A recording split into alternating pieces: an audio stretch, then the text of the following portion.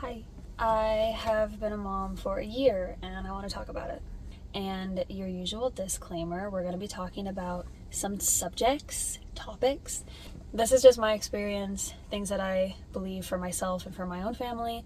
You do what's best for you, no judgment. So I have one child at the moment, and he is 13 and a half months. He'll be 14 months at the end of June. Also, I can't believe we're in June already. That's crazy. This year has flown by. I achieved my top 3 goals for parenting. I wanted to exclusively breastfeed, I wanted to cloth diaper, and I wanted to co-sleep. I'm not a crunchy mom. I get a lot of feedback from other moms that I meet in person that apparently I'm crunchy. I don't really even know what that means. I don't think I'm crunchy. I decided before having kids that I wanted to co-sleep, and we started co-sleeping in the hospital. The second night after he was born, I stayed because I needed to recover. That's what they told me. I needed to stay and rest.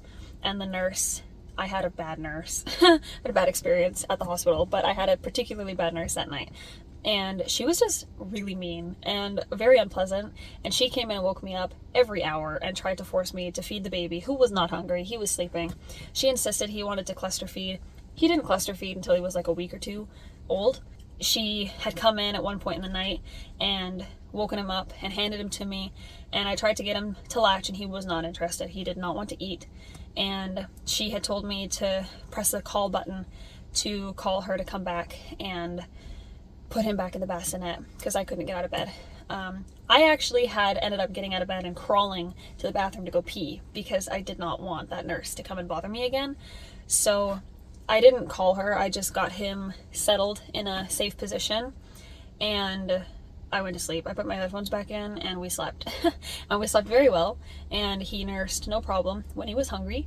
But from that point forward, he's been in my bed, and I don't think the decisions made when he was a newborn for the bed sharing that we did were necessarily safe. I wouldn't do it the same way the second time. I knew that I was going to co-sleep before having him because the idea of leaving a baby alone and unstimulated is terrifying. It terrifies me. And I know that breastfeeding and co-sleeping decreases the risk of SIDS by up to 70%.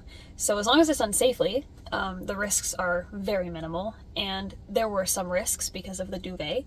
So again, I would do some things differently to lower the risk of suffocation, but I knew that he was going to be by my side, and he kicks me in the head all night now. So we have been co-sleeping for his entire life, and I wouldn't change it.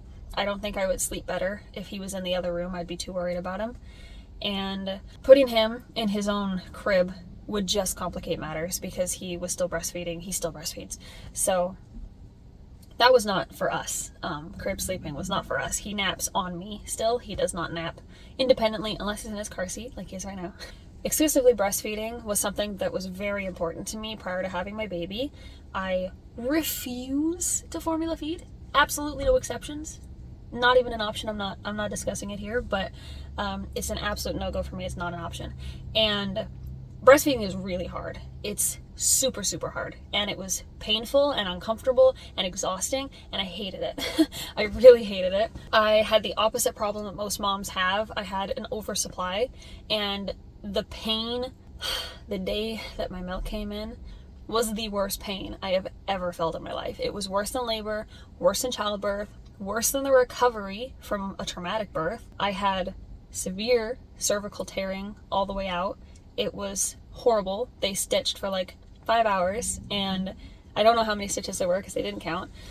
And that hurt less than my milk coming in and the engorgement and trying to get the milk out. Oh my God, it was horrible. I don't want to do that ever again. It was awful. I pumped the extra milk. I would nurse the baby and then pump like 10 ounces. Like, it was ridiculous. And I would put it in the freezer and save it. It did eventually get to a point where I was just pumping and dumping because there was too much and I had no use for it because he wouldn't take a bottle, so having frozen milk was pointless. And I could just pump and give him a fresh bottle if like he was going to spend time with his grandparents or something. So he would never take a bottle from me except for when he was like a couple weeks old. But then he refused to take a bottle from me. He would take a bottle from other people, but he was never a fan. And I wanted to stop pumping and get back to exclusively direct breastfeeding. And I think I stopped pumping when he was about 6 months old. But by that point, it was just a pump and dump to kind of help get the extra milk off. I saw a lactation consultant for 8 months, 7 or 8 months, trying to figure out the latch, trying to figure out the supply. It was really hard. It was really hard. And my goal was always 12 months. I wanted to get to 12 months of exclusive breastfeeding, and we've surpassed that. He still nurses. He's still a comfort nurser. He still nurses at night, especially. He's always nursing at night. He nurses to sleep. I had always said that my goal was 12 months, and after that, it's up to him. So as of right now, he's still a comfort nurser, and he still cluster feeds on occasion. I have no idea how much longer our journey has, but I'm here for it. It's been a journey. It's been a major journey, and there is not enough breastfeeding support, and I am so strongly of the opinion that most moms fail at breastfeeding because there's not enough support in place, because they're told that their milk isn't good enough, their supply isn't good enough, just formula feed, you have a backup. Telling myself that I didn't have another option really helped get me through it. So I'm very thankful that I was able to get through it and power through it. And I donated a lot of milk to other moms who struggled with breastfeeding. And I think that combo feeding is significantly better than not breastfeeding at all. I'm really, really proud that we made it this far without any formula. The third goal I had was cloth diapering. I didn't know anything about it prior to going into motherhood. I started with Huggies disposables for the first 2 months because I didn't know how to go about cloth diapering, and the newborn size ones that I had were really crappy. I really liked the pocket diapers. I hated the ones, they would not wash properly and they would not dry properly. When he was around 2.5 months, I was recommended Alva Baby, so I ordered from them, and they were good. They worked for us at the time, and there were some other liners and some other things, other brands like Kawaii Baby and a couple others that I got off of Marketplace for cheap. I think I ended up spending $80, maybe $60 to $80 on cloth diapers as an investment at the beginning, and they worked, and they worked overnight until they didn't. So when he was between, I want to say around like 8, 9, maybe 7 to 9 months, in that area, the overnight diapers, the cloth diapers started to leak, and I would add another liner. So there was a point when I had like these 3 liners in the diaper, which probably wasn't great for his hips, honestly, because there was just so much in there. But this was when he wasn't really mobile at that point. He didn't crawl till he was 8 months old. So it wasn't like affecting his mobility, but it still probably wasn't comfortable, and they were leaking anyway. So I exhausted my resources trying to find some really good liners that would last overnight, and there was nothing. And so I had to come to terms with the fact that I was going to be going through 365 diapers a year, and I remembered that I went through 300 diapers a month when I was disposable diapering. So we use Huggies overnights now. In, I think, January-ish, I invested in a load of Planet Baby diapers. Do not buy from Planet Baby if you're local at all. It's a Canadian company. They advertise pretty much only cloth diapers. They ghosted people's orders. They have stolen money from people. They're not running their shop. You can still place your order. You're not going to get anything, and you can't get your money back. So don't order from them. I ordered a diaper from them years ago, and it's my favorite one. It's great. And the stuff that I bought secondhand is amazing. The quality is insane. I love these diapers so much. I love the pocket diaper. I love the little clip. They're super absorbent. This little ridge on the inside really helps with absorbency, and they last. They're super comfy. Baby likes them. They're really cute. I love them. But do not order from that company. You won't get anything.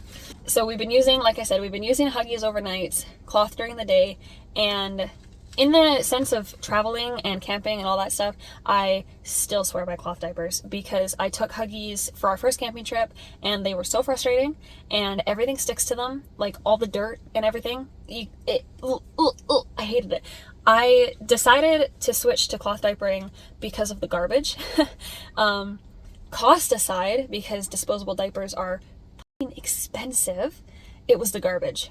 I could not stand having the garbage. I had to empty the garbage like every week, every 2 weeks, because there were just so many diapers and so many wipes. The smell is awful. I couldn't do it. I couldn't do it. As soon as I switched to cloth diapers, and when we were exclusively cloth diapering, I only had to empty the garbage once a month. And when we go traveling, I know how long they last, so I can pack like 5 diapers for the day or something. And they don't take up as much room as you'd think. And the way that they fold and they clip shut, they're not messy and they don't smell. So I swear by these things. This is my favorite part.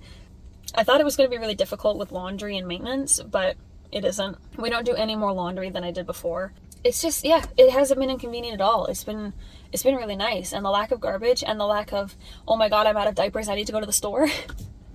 I haven't done that in months. A year. I haven't done that in a year. It's amazing. It's very liberating. It makes motherhood very easy. All of that aside, goals and achievements aside, I want to talk about the things that we're not supposed to talk about in parenting. And that's postpartum and counseling and the lack of support for new moms. Trigger warning: if you have postpartum depression, if you struggled with it, if you're sensitive to that sort of topic, we're going to be talking about the things you're not supposed to talk about. So bear with me here. I had really bad postpartum depression, and it did not hit me right away. It took a couple of weeks. I think it was around 4 or 5 weeks, and it really struck. That being said, I did not feel bonded to my baby, and I lied to everybody and told them I was bonded because I thought that's what you're supposed to say and that's what you're supposed to do, because otherwise they'll take your baby away. And I had a really hard pregnancy mentally, and I couldn't work. I had to stop working my 12-hour shifts because I couldn't stay awake. I had 12-hour night shifts. I couldn't stay awake for them. I was exhausted. I was worried about the development of my baby. My work is super accommodating and my boss is the best. So I had options, and I was able to work part-time for the end of 2023, October, November, December. And then the day after Christmas, I had kind of a breakdown, honestly. I was not having a good time. I felt like a failure. I felt like my life was totally ruined. What was I supposed to do? I wasn't working. And as kind of a workaholic that loved working 60-hour weeks and then suddenly not being able to work, I just felt useless. And I felt like I was unsupported. I was being told by a whole bunch of other women around me that they worked through labor, did gardening, carried lawnmowers, did a whole bunch of shit, and I was only halfway through my pregnancy, and I had really bad sciatica to the point where I couldn't walk efficiently because my right leg kept giving out. And I was really depressed, and I didn't have any support, and it was really lonely, and it was really hard. I never felt connected to my baby because I just didn't get the concept of there's a baby in my belly, you know? So I was told by a lot of people that I should be reading to my baby and singing to my baby, and I'm like, I can't even see anybody there. So I was feeling disconnected in that sense as well. And then I went on medical leave at the end of December, which means I started 2024 doing nothing. I was not working. I didn't have any friends to talk to. I had had a conversation with Austin, who was also not having a good time. He was having a lot of problems as well. And we had talked about having a second baby in the future because I wanted them close in age.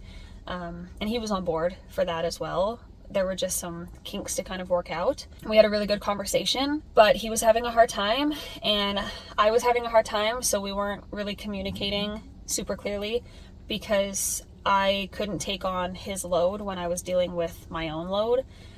And I think that had a negative impact on both of us.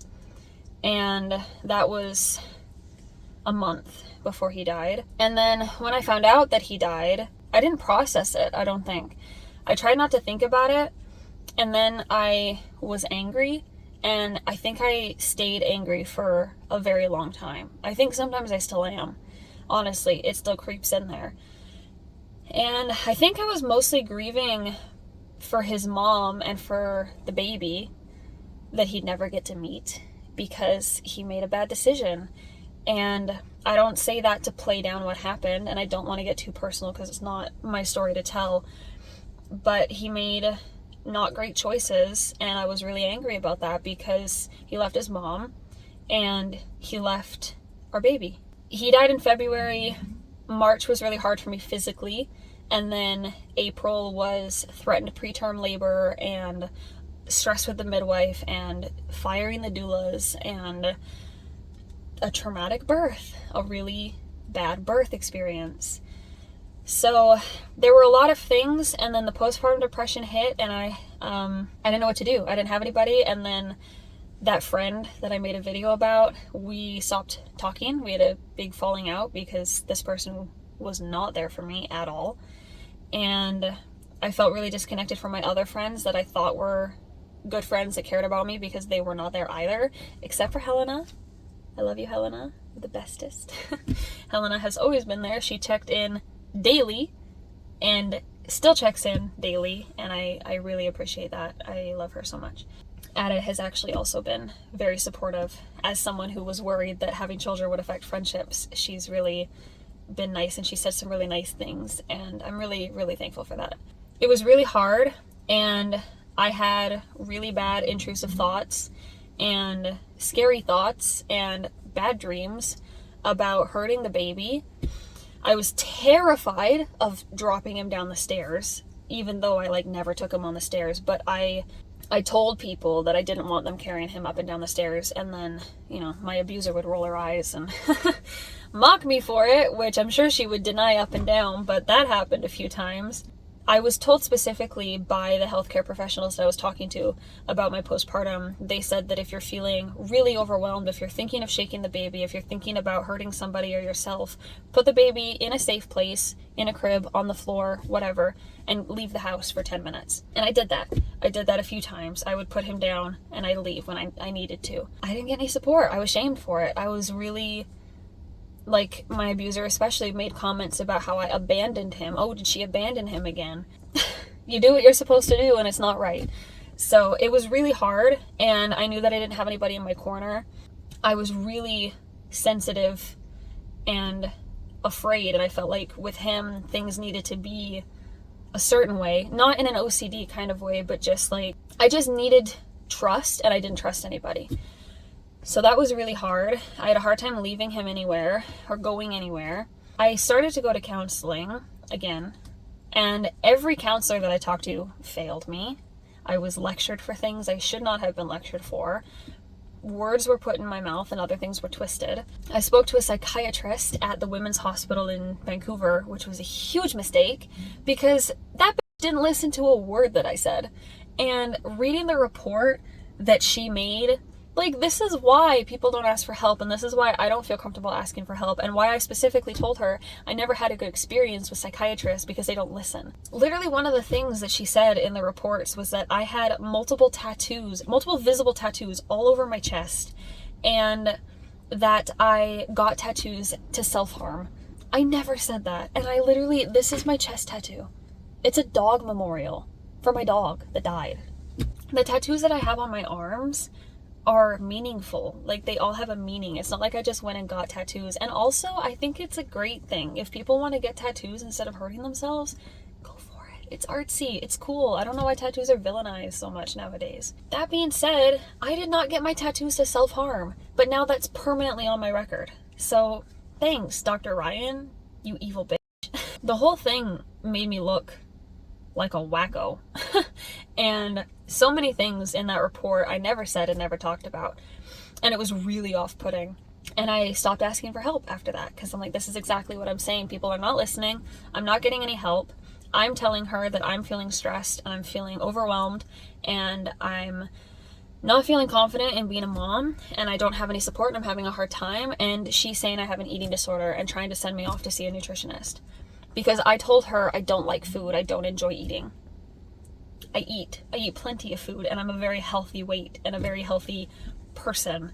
So that also irked me, that she was putting problems where they didn't belong. I'm not a psychiatrist. I'm not a psychologist. I'm not a therapist. I don't know any of that stuff. I know myself. I'm not delusional. It was super irritating.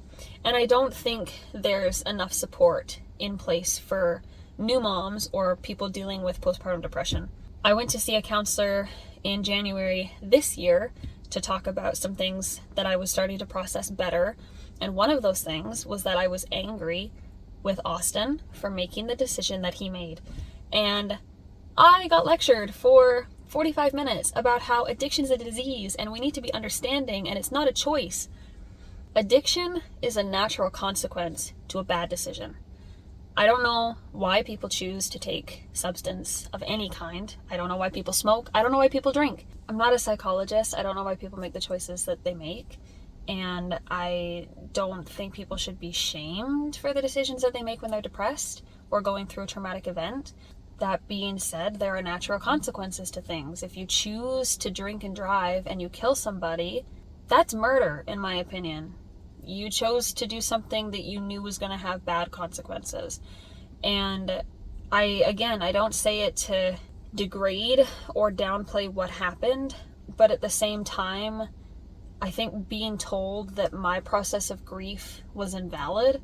I'm not angry at Austin for being depressed or for having a hard time, but I don't even know if I'm necessarily angry at him. Like, it's so complicated. Grief is really complicated.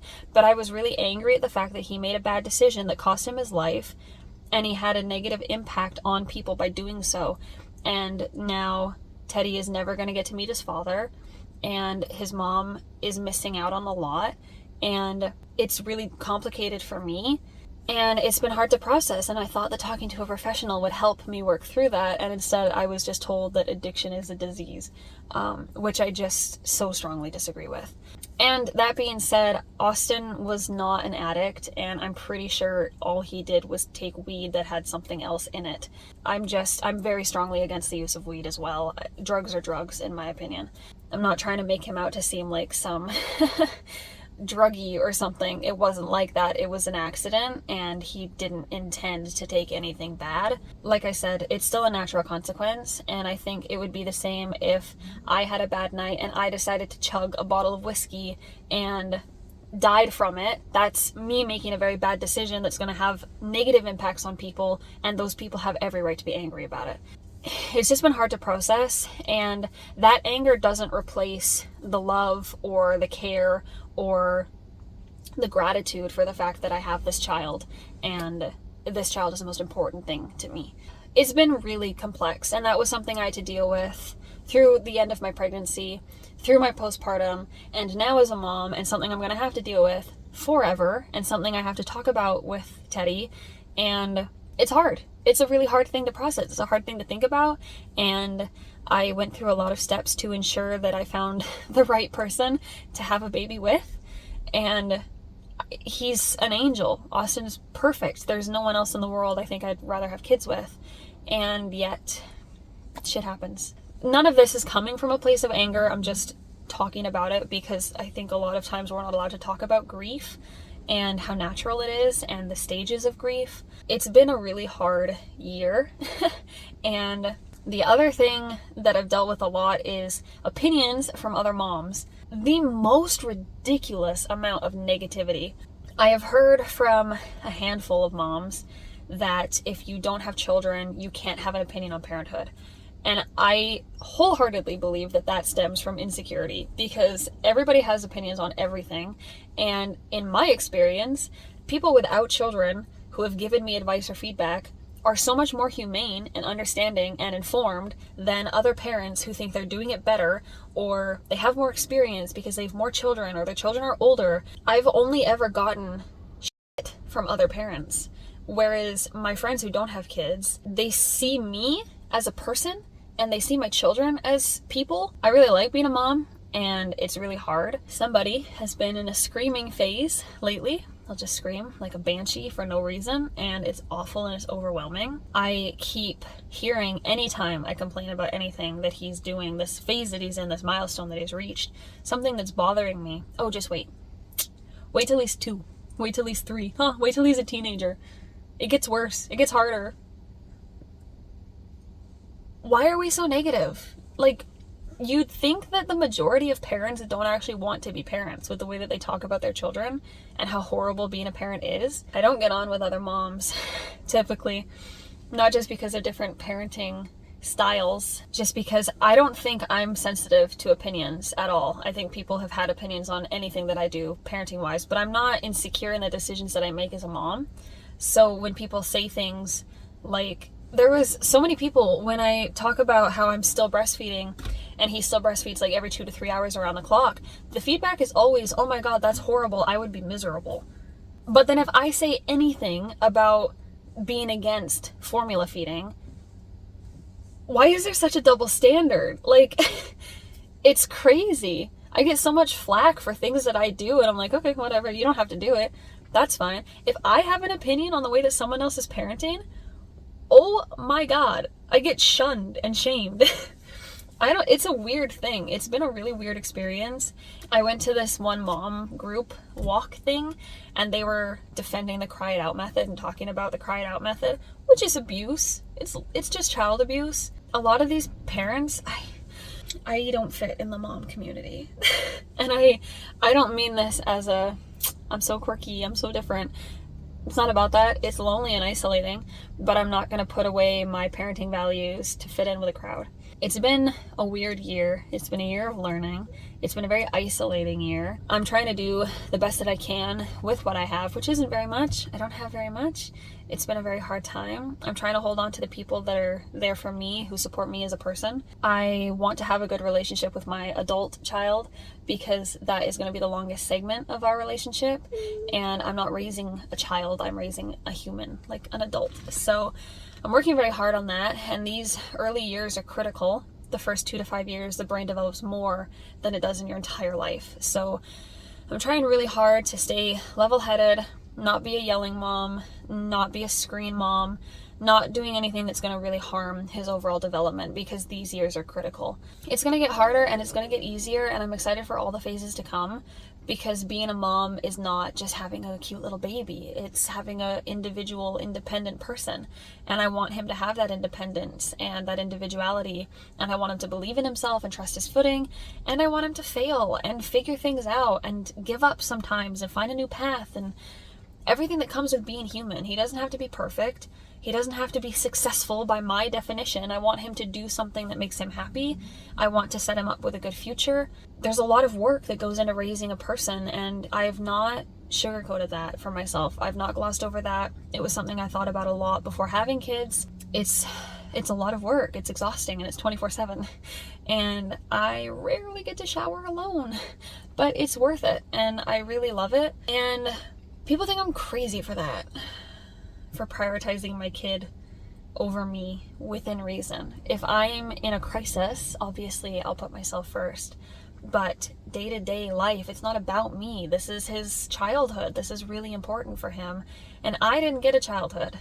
So I think I feel extra defensive and extra protective of his youth because I didn't get mine. And I want to be a good mom to him. And I want to be someone that he trusts and someone that he can talk to and be authentic with without feeling like he's going to get lectured for existing. I want him to be able to talk to me and not feel like he's going to be shamed. There are so many goals that I have in my head for as he's growing up, and everything's going to be ongoing. And I'm not going to get it right. I'm going to mess it up, and that's okay.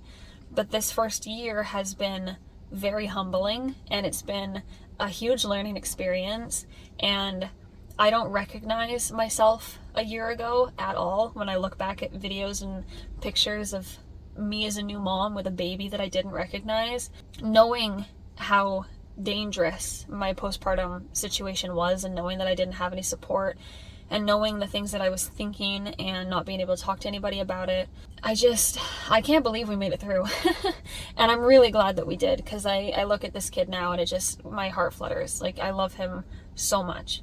And I'm so glad that we're here. I think he's a really cool little person, and I'm glad that he's mine. But if you are a mom, if you're a postpartum mom, if you feel like maybe I've said some things that have made you, I don't know, feel less alone, these things are normal. They're not comfortable, and they're hard to deal with. But one thing I learned in one of the therapy groups that I went to was that 100% of new moms think about hurting their baby accidentally, and 50% of moms think about hurting their babies intentionally. Whether they want to or whether they just think about it, But 50% is a huge ratio. That is extreme, and we don't talk about it. We do not talk about it at all. And I don't think that having thoughts of hurting your kid makes you a bad parent when you're in that postpartum phase. I feel extra sensitive now to things like, I'm gonna beat you, I'm gonna beat your ass if you don't do as I say. I was raised like that. It's abuse. It's awful. It's terrible. I think a lot of parents get overwhelmed when they say things, but those things have an impact, and I'm trying to be really, really conscious of the things that I say to my child, because everything I say to him becomes his inner voice, and I don't want to tell him things that are going to affect his confidence or his self-value. And I am putting a lot of pressure on myself, and I think that's a good thing, because this is someone's life. This is not, I know we do it, we're human beings and we have babies all the time, but it's somebody's life, and I don't think it should be taken lightly at all. So I am being hard on myself, and I'm setting my standards very high for myself and for other people that are in his life, because his life is very important. This has been a very long video, and it's one that I have wanted to make for a while. I always say I'm not going to make mom content on this channel, but hi, I'm a mom, and I've always wanted to be a mom, and it's the most important thing to me. So I'm not going to be showing my kid on the internet anymore. I'm trying really hard to keep him off, but I am a mom. So naturally, I'm going to talk about that. Thank you for watching. If you've been on my channel for a while, thanks for sticking around for the journey. It's been a long one. It's been a great time. I've been learning a lot and growing up very quickly. And I'm excited for the next chapter. Even though life is always going to be difficult, I think that's okay. Yeah, thanks for the support. Thank you for the comments on my last video. And thank you to all the guys who did not take it personally when I said that it was creepy for old men to watch videos of my baby on the internet. I've been a content creator for a long time, and I've done a lot of modeling online, and I have always had a predominantly male audience. I just don't want that on this channel, because this is just my life. This is not my modeling life. So thank you for not being weird. Thank you for understanding my need and desire to protect my children. And thank you for not trying to delve too much into my personal life, because I don't want to overshare. I'm just trying to make the best decisions that I can and document my life and not whore out my personal information, because I'm not that desperate. I'm just here to have a good time and to document things, and I have to go. I've been talking for a very long time, but thank you again. I appreciate it, and I will see you in my next one. Hada.